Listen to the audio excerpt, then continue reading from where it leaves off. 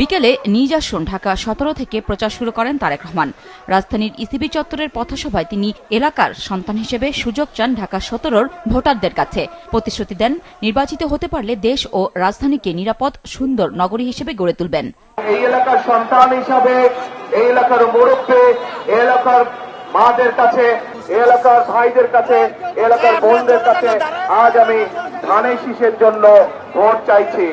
আপনাদের দোয়ায় আল্লাহ রহমতে বিএনপি 12 তারিখে সরকার গঠন করলে শুধু এই এলাকাতেই নয়, ঢাকা 17তেই নয়, আমরা সমগ্র ঢাকা শহরে অন্তত 40টি খেলার মাঠ তৈরি করবো ইনশাআল্লাহ।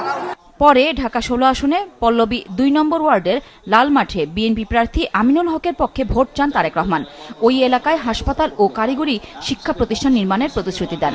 আমাদের যেসব বেকার তরুণ ভাই বোনেরা আছে তাদেরকে আমরা ট্রেনিং দিব, যাতে করে তারা নিজেদের কর্মসংস্থান, ছোট ব্যবসা তৈরি করতে পারে অথবা বিদেশে চাকরি বাকরির ব্যবস্থা করে নিয়ে যেতে পারে। তার পরের গন্তব্য ছিল ঢাকা 15 আসনের মিরপুর আদর্শ স্কুল মাঠ। সেখানে বিএনপি প্রার্থী শফিকুল ইসলাম মিল্টনের জন্য ভোট প্রার্থনা করেন।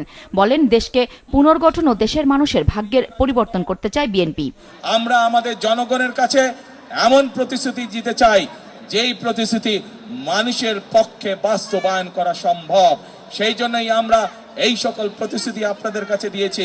আমরা আপনাদের কাছে এমন প্রতিশ্রুতি দেইনি যা এই ইহজগতে সম্ভব নয়। নির্বাচনের প্রচারণা আর বাকি আছে মাত্র একদিন। এই একদিনেই বিএনপি চেয়ারম্যান ঢাকার সকল সংসদীয় আসনে সমাবেশ করতে যাচ্ছেন, পথসভা করতে যাচ্ছেন। একটাই লক্ষ্য, এই ঢাকার সকল সংসদীয় আসনে বিএনপির বিজয় নিশ্চিত করা। পরে তিনি যান ঢাকা 14তে মিরপুর ন্যাশনাল বাংলা উচ্চ বিদ্যালয় মাঠে সঞ্জিদা ইসলাম তুলির পক্ষে ভোট চাইতে। বলেন, একটি গোষ্ঠী যারা ধর্মের নামে অপপ্রচার চালায় তারা নির্বাচন নিয়ে ষড়যন্ত্র করছে। একটি গোষ্ঠী মানুষকে ধর্মের নামে বিভ্রান্ত করে বিভিন্ন রকম কথা বলে যাচ্ছে, এবং শুধু তাই নয়, তারা চেষ্টা করছে যে বিভিন্ন রকম ষড়যন্ত্র করার। এরই মধ্যে আমরা দেখেছি তাদের দলের লোকজন নকল সিল বানাতে গিয়ে ধরা পড়েছে। প্রত্যেকটি ভোটারকে বিনীত আহ্বান করব, আপনাদেরকে সজাগ থাকতে হবে। ঢাকা 13-এর বিএনপি মনোনীত প্রার্থী ববি হাজ্জাজের আসনে শ্যামলী ক্লাব মাঠে তারেক রহমান বলেন, তাদের লক্ষ্য দেশকে সামনের দিকে এগিয়ে নিয়ে যাওয়া।